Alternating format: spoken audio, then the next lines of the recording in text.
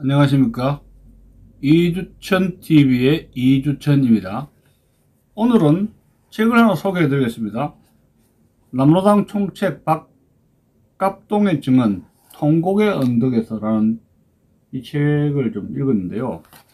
그 책 중에서 성시백에 관한 증언이 진술이 나오고 있습니다. 그래서 여러분들이 성시백이라면은 대남 영웅 1호로서 김일성이가 6.25 남침 때 성시백의 시신을 찾아라 해서 찾아라 명령을 내렸는데 성시백을 찾지 못하고 눈물을 글썽했다는 그런 그 이야기가 있을 만큼 대남 공작, 해방 전국에서 대남 공작에 혁혁한 전공을 세웠던 대남 간첩 성시백의 이야기가 실려 있습니다.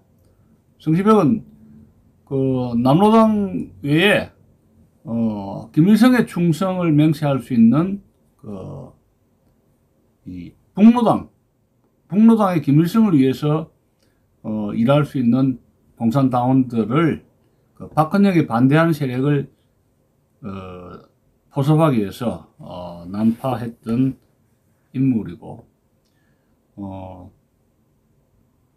국共내전 시절에 중국 공산당으로부터 아주 그 간첩 활동으로 능력을 인정받았던 그 인물이었습니다.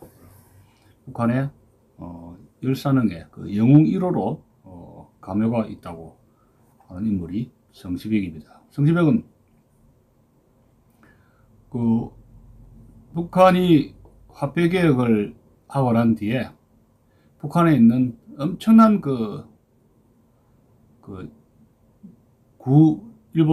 일본 돈이죠.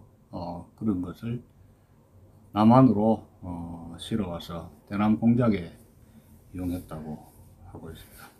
이 통곡의 언덕에서의 저자 박갑동을 제가 우선 소개해 드린다면 1919년 경남 산청군 단계리 출생이고 단계보통학교, 진주제일보통학교, 진주고보, 서울중앙고보, 도쿄 다이세이 중학교 4년 수료했고 이 동안 2번 경찰로부터 고문을 경험했습니다.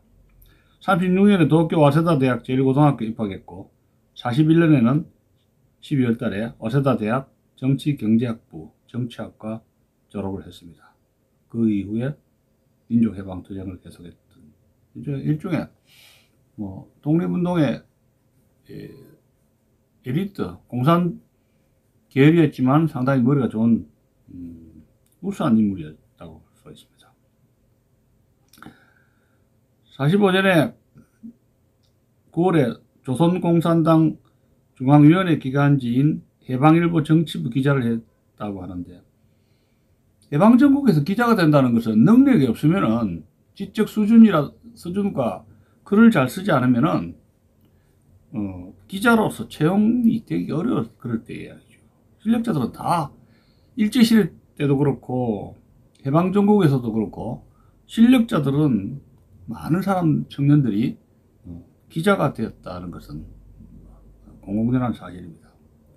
1946년 남조선 노동당 중앙위원회 기간지인 노동인민부장을 역임했고 1949년 남로당 중앙위원회 이론진 선전부 기간지부 블록 부책을 맡았습니다. 그리고 6.25 동란 일어나기 2달 전인 1950년 4월 남로당 지하당 임시 최고 지도자로 선출되었던 것이고 박헌영이 신임을 받은 것이죠. 1951년 6.25 전쟁 한창 중일 때 평양정권 문화선전성 구라파 부장을 역임하게 됩니다. 이때는 이미 이제 평양으로 6.25 때 피신을 했대죠. 그리고 해방이 6.25 전쟁이 이제 끝나면서 1953년 남로당 대학살 때 체포되어서 3년간 구금 생활을 했지만 학살을 면했습니다. 그리고 드디어 1957년 북한을 탈출해서 동경으로 서울에 있지 않고 일본으로 도피를 했습니다. 자, 성시백의 이야기만 읽어보겠습니다. 페이지 263페이지입니다. 1947년 여름이었다. 종로 뒷골목에서 나는 우연히 강병도를 만났다. 여기 나는이라는 것은 박갑동을 이야기합니다. 그는 할 이야기가 있다며 근처 중국 음식점으로 나를 데리고 갔다. 그는 만면에 희색을 띠고 박헌영이 평양에서 체포되었다는 극비 정보를 알려주었다. 이에 대해 나는 김일성이 만약 정치를 안다면 이 단계에서 박헌영을 체포할 리가 없다. 김일성이 남조선을 먹으려면 박헌영을 이용해야 한다. 박헌영을 죽이면 남로당이 모두 반김일성으로 된다. 남조선 보수진영과 남로당원이 반김일성 전선을 구축하면 김일성은 한 발도 남조선에 뻗쳐나올 수 없다. 라고 주장하며 그의 극비 정보가 허위 정보일 것이라고 나의 의견을 말해 주었다. 사실 나는 박갑동의 이야기입니다. 사실 나는 김일성이 박헌영을 이용하여 남조선을 먹는 날에는 박헌영과 남로당원은 하루아침에 몰살당하고 말 것이라고 내다보고 있었다. 그렇기 때문에 나의 머릿속에는 통일이 되어도 우리 남로당원과 박헌영이 김일성에게 몰살당하지 않을 방책을 늘 생각하고 있었다. 김일성이 언젠가는 박헌영과 남로당을 몰살시킬 가능성이 있다는 것을 염려한 것이죠. 그 반면에 통일되기 전에는 김일성이 박헌영을 죽이지는 않을 것이라고 생각하고 있었다. 그렇지만 정작 강병도의 입에서 박헌영이 체포되었다는 말을 듣고 보니 김일성이 박헌영을 이용할 여유가 없지 않나 하는 생각도 들었다. 그것은 소련에서 박헌영에 대한 평가가 상당히 높아졌기 때문이라 여겨졌다. 박헌영이 미 군정하에서 3당 합당을 성공적으로 수행하여 남로당을 결성했고 10월 인민항쟁으로 미 군정을 골탕 먹였기 때문이었다. 생각해보면 북조선에서 좌익정부를 수립하기 전에 박헌영을 제거할 필요도 김일성으로서는 없지 않았다. 그래서 김일성은 자기 수하에 있는 사로당 분자들을 지켜 박헌영과 남로당에 대한 정보를 수집시켰다. 여기서 사로당이라는 것은 사해 노동당의 약자입니다. 1946년 10월 16일 여운형, 백남훈, 강진 등이 남로당 탐당 합당을 견제하기 위해서 만든 당입니다. 자, 또 읽어보겠습니다. 강병도 이우적을 위시해 사로당계는 전부 김일성의 정보원으로 전락하여 온갖 있지도 않은 일들을 평양에 보고하고 있었다. 나는 그 사실을 어느 정도 눈치채고 있었기 때문에 사로당계 사람들을 정말 몹쓸 사람이라고 경멸하고 있었다. 김일성은 이러한 정보 공작과 반남로당 공작 책임자로 성시백이란 자를 47년 5월에 난파했다. 성시백 이야기가 나옵니다. 성시백이가 남한에 내려온 것이 47년 5월이라는 겁니다. 성시백은 조선에 오기 전에 중국에서도 제일 가는 첩보공자원이란 평가를 받은 인물이다. 아마 성시백이가 주울레 휘하에 있었던가 봐요. 주울레 휘하에서. 성시백은 황해도 태생으로 일찍이 중국으로 건너가 중국 공산당에 입당하였고 중국 공산당의 프락치로서 장개석의 중앙군 중령이었다. 그는 중국 공산당을 위해 혁혁한 성과를 올려 모택동, 주독 등 최고 지도자들의 신임을 받고 있었다. 해방이 되자 중국 공산당은 그를 연안으로 불러 조선에서 할 사업의 준비를 시켰다. 그는 만주를 거쳐 바로 북한으로 가지 않고 일부러 상해로 가서 1946년 12월 부산으로 왔다. 그리고 가명을 썼고 합법적으로 남한에 입국했다. 그는 서울에 와서 남한의 정치 정세를 상세히 관찰하고 곧 평양으로 가서 중국 첩보부와 접촉한 뒤 김일성과 만나 중공 김일성 연합공작단 총사령으로 1947년 5월에 다시 서울로 잠입했다. 그의 기본 임무는 남한의 남로당 이상의 좌익정당을 결성하는 일이었다. 그는 서울에 도착하자 서울 시내 서소문동에 아지트를 설치하고 사로당 계열을 포섭하기 시작했다. 그때는 남북교육이 성행할 때였다. 북조선과 만주에서 쓰던 조선은행권 100원짜리 뭉치가 해주에서 인천으로 실려오는 카바이트 드럼통 속에 감춰져 남한에 반입되고 있었다. 나는 뜻밖의 이 성시백의 정치 자금을 나르는 한 책임자를 알게 되었다. 내가 주동이 되어 조직한 독립동지회의 중앙간부인 정봉식의 소개로 한 사람을 알게 되었는데, 그는 해방 직전인 1944년 만주에서 소련으로 갔다가 해방이 되자 평양을 거쳐 서울에 온 사람이라고 정봉식이 소개했다. 나는 그가 일제 때 소련으로 탈출했다는 데 흥미를 느껴 소련 사정에 대해 여러 가지 물었고, 그러면서 서로 친하게 되었다. 그가 해주에서 서울에 올 때마다 만나서 술도 먹고 하면서 더욱 가까워졌다. 그는 해주 제1인쇄소, 이 제1인쇄소는 남로당의 북조선 연락소를 이야기합니다.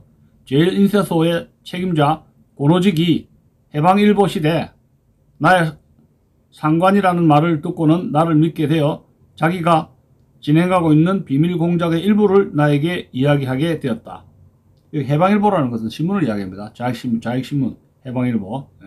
그에 따르면 이남에서 화폐개혁이 실시되기 전에 소련군과 김일성이 입수한 지폐를 모두 이남으로 실어 날랐으니 그 총액이 몇 억 원이 되었는지 헤아릴 수도 없다는 것이었다.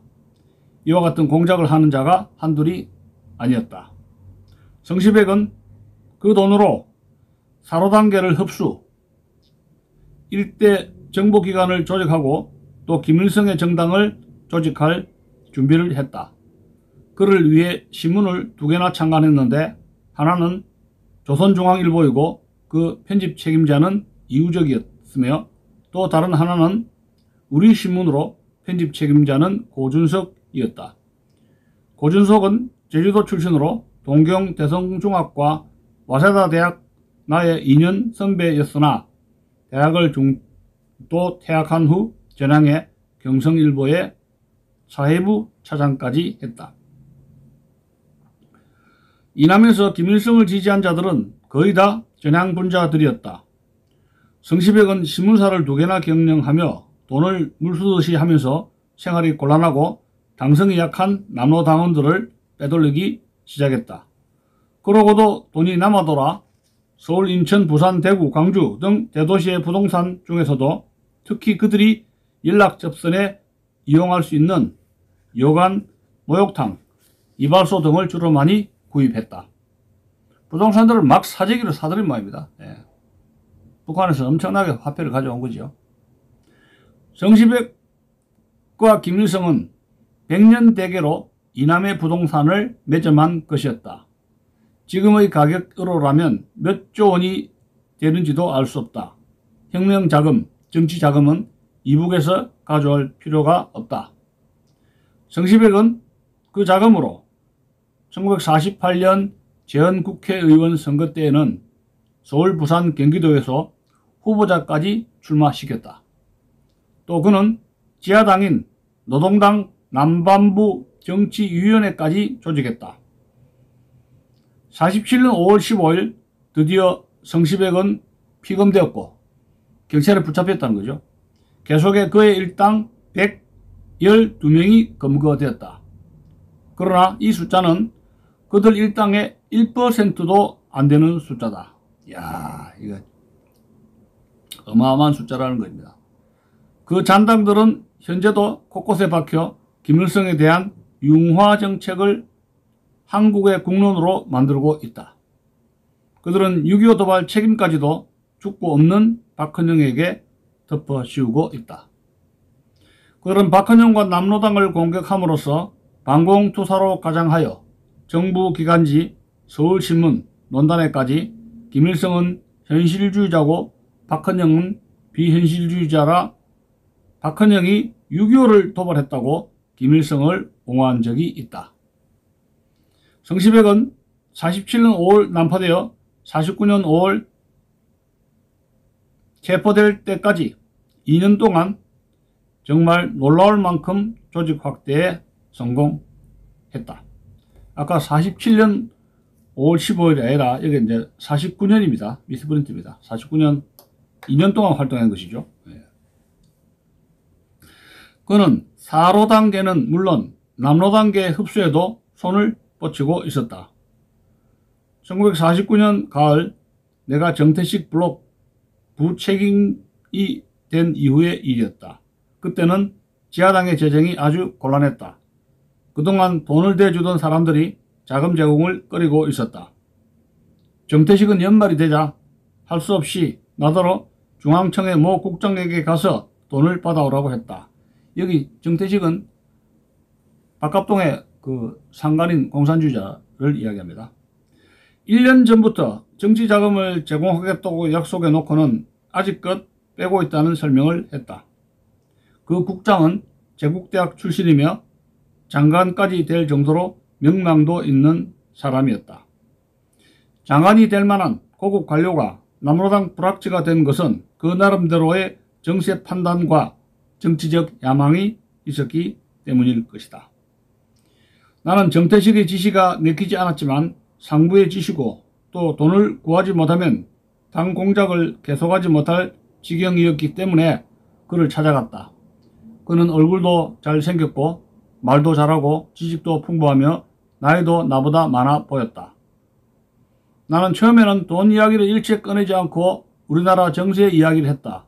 그는 내 이야기를 듣더니 말하기를 미안하지만 3시간 후에 여기 다시 오실 수 있습니까? 하고 물었다. 3시간 뒤에 나는 다시 그곳을 찾아갔다. 그런데 그는 없고 어떤 여자가 큰 보따리를 나에게 전해주었다. 정태식 아지트에 돌아와서 끌러보니 250만원의 지폐 뭉치가 들어 있었다. 이야, 이거 참 끔찍한 이야기입니다. 고급 관료가 될 사람이 이렇게 남로당하고 연결되어서 돈을 엄청나게 갖다 준 거죠. 박갑동이한테. 그러나 그 뒤에 더욱 놀란 것은 그 국장이 성시백과도 관련되어 있었다는 것이었다. 결국 그는 남로당에 돈을 대주면서도 남로당을 고사시키려던 성시백과 연결되어 있었다. 그런 그가 한국의 고급 관리로 출세했다는 게 그 당시의 풍조라고 할까? 여기까지만 읽어드리겠습니다. 1947년에 부터 49년까지 2년 동안 성시백이가 정계, 군계, 언론계 맹활약을 하면서 포섭을 했는데 고급 관료인 사람까지도 포섭을 했다는 게 참 끔찍한 이야기죠. 지금 이런 간첩들이 더 많아졌다고 저는 그래 봅니다. 시청자 여러분들은 어떻게 보십니까? 오늘 박갑동의 증언, 남로당 총책이었던 박갑동의 증언, 통곡의 언덕에서 페이지 265페이지부터 269페이지까지의 약 5페이지에 관한 성시백에 관한 것을 읽어 드렸습니다. 화폐개혁 전에 엄청나게 북한에서 돈을 갖고 와가지고 막 뿌려서 남한의 그 요인들을 매수한 성시백의 일생. 우리 그 학교 논문에서 많이 나오지 않은 인물이지만 해방전국을 뒤흔들었던 인물입니다.